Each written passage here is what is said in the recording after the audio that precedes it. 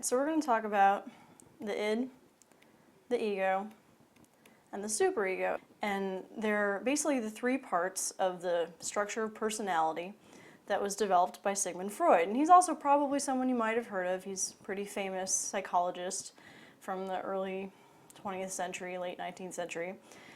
And like a lot of things that he did, it's basically simultaneously kind of outdated and also really, really important for the way that we think about personality now. You know, you're not going to roll into therapy and lie down on a couch telling your therapist about your problems. He's not going to say, oh my God, aha, it's the id, ego, and the superego. They're just not talking to each other right. That's not going to happen when you go into therapy. But what does happen is that these three personality parts have really kind of entered the mainstream understanding of how we think about internal conflict. So you think about a person who's kind of pushed and pulled in lots of directions by lots of different drives, like maybe, I don't know, sex and food, and maybe they really like TV. These things are all pushing them and pulling them in different directions, and maybe they're not aware. That idea is basically based off of this idea of internal conflict between id, ego, and superego. So first let's start with the id. Now this is basically the childish and impulsive part of you. So it's the part that kind of just does what it wants, and it wants things really intensely and doesn't only think about the consequences. And Freud described this as operating basically on a pleasure principle, which essentially means kind of what it sounds like, which is that it's always seeking to trying to increase pleasure and decrease pain. Now, as an example of this, let's say you come home and you find, to your delight, that your roommate has baked a cake. Like, oh man, I want that cake. That looks delicious. Now, let's say you know your roommate's not going to be happy if you eat it. So first you eat like a little piece of the corner, and then you kind of have to cut yourself a slice so it doesn't look disgusting. And then soon enough, you've eaten the whole thing. It's gone.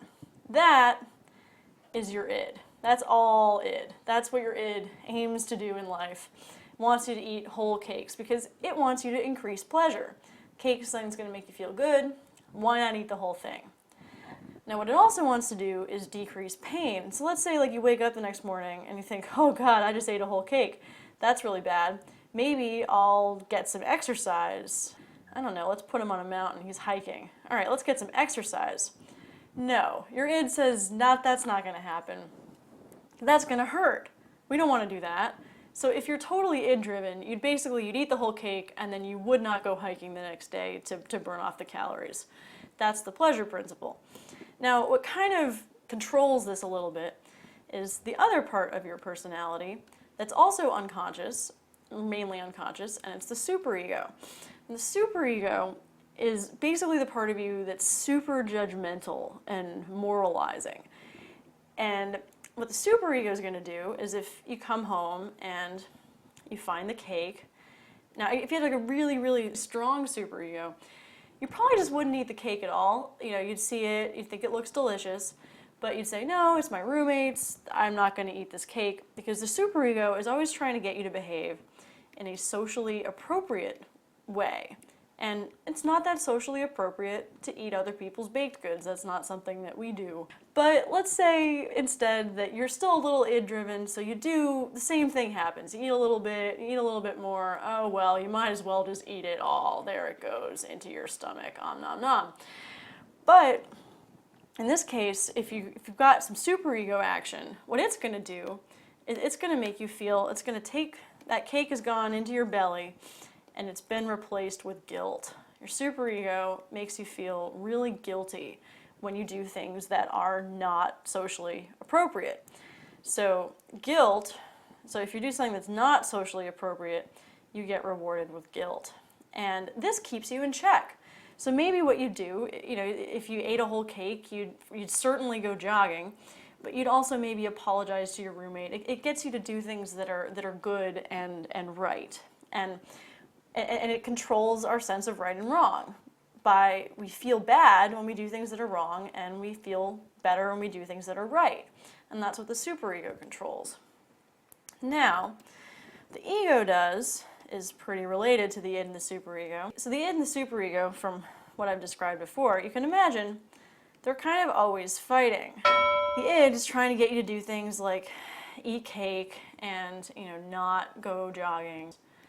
And the superego is basically trying to get you to be a good person. It's trying to get you to be an upstanding citizen. There I am. I'm high-fiving the world, and I'm happy because I'm upstanding. What the ego does is it basically mediates between the two. The ego is a mediator between these two parts of your personality that are always going to be fighting with each other.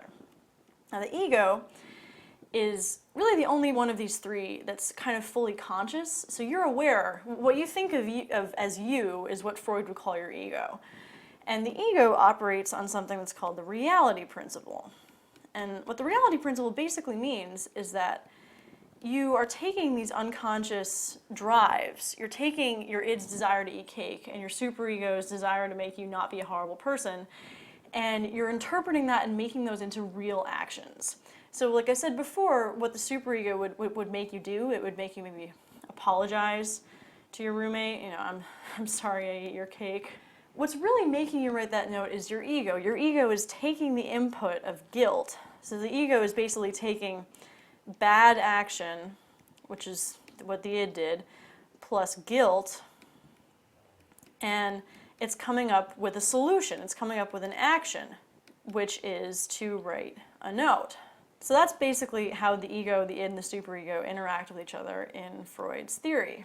Now, I said before that while it's kind of outdated, it's actually really important to the way that we think about ourselves. And the sense in which that's true is that, this isn't real. There's not sections of your brain that are these things. You can't look at your brain and see that when you make impulsive decisions, that part lights up. And when you're mediating, this part lights up, and when you feel guilty, this part lights up. That's not what's going on. But what does happen is that we really do think of our internal conflicts and of sort of working out problems in general in terms of these parts, in terms of the impulsive part, the guilty, judgmental, I know what's right and wrong part, and the part in the middle that has to deal with that. And one way that we see this, that it's really seeped into our culture, is that a lot of books and movies have basically character trios that do this. And just, as an example, just take Harry Potter. You've got Harry, and you've got Ron, and you've got Hermione, for the two people out there who haven't read the books or seen the movies. And Ron is kind of hot-headed, kind of emotional. He's sort of an id figure. He doesn't really do that well in school. He doesn't think that much. Hermione is she thinks way too much. She always knows what to do. She's definitely the superego. And then Harry is basically the mediator between Ron and Hermione. And they literally, they fight. They fight a lot in the books. It's kind of annoying. And he literally plays the mediator role quite often, and tries to come up with an action, a realistic action. That's the reality principle. We see this over and over again in narrative. It's because it's a really sort of productive way of thinking about how we work things out. So that's sort of Freud's lasting legacy on the way that we think about ourselves. Again, it's not exactly right, or it's not based in neuroscience. It's not something that's fundamentally true about our personalities, but it's a model of thinking about personality that's really kind of made its way into our cultural consciousness. So yeah, that's id, ego, and superego. This is just a sample. Get instant access to our complete library of free courses. Visit us now at www.education-portal.com.